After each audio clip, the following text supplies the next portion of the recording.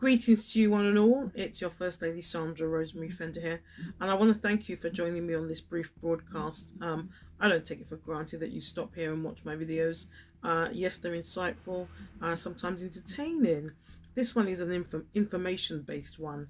I call it edutainment. I try and be as animated as I can, but you know, given the time that we have to broadcast these brief, shall we say, video shorts? Yes, though I'm not in my shorts. But you know, I try and keep it short, smart and succinct. My teeth in. What I want to say to you is this. I'm going to call this broadcast being delivered from wicked and unreasonable men. You can find that verse in 2 Thessalonians chapter 3 verses 2 and 3, where the apostle's writing to Timothy, and he says, I pray that you will be delivered from unreasonable, evil and wicked men, for not all men have faith, but I am assured that God will deliver you, settle you, and keep you from evil. And this is exactly the point, my friends.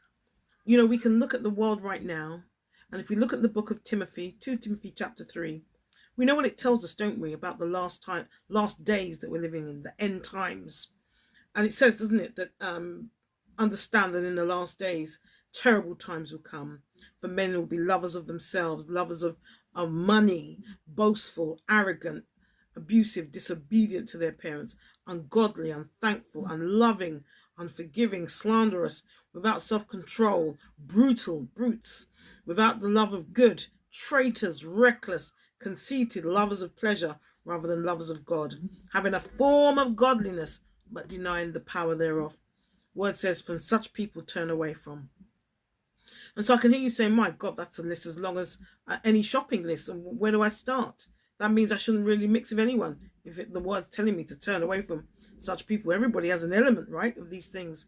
Well, yes and no. Because you see, my friends, in the end times, it's going to take humility. God's going to separate the wheat from the chaff. That doesn't mean you're going to immediately see a separation of people in churches, in organizations, even families. Although that's probably where it will start. Because the Bible says that a man's enemies are the men of his own house, right? A righteous man. What I am saying is this.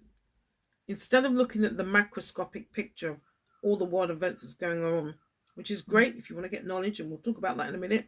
It's good to know the signs. In fact, it's essential. But what is even more essential is to know what's going on in your immediate surroundings. Because as we go on and we read more in 2 Timothy chapter 3, it says, there are kinds of men or worms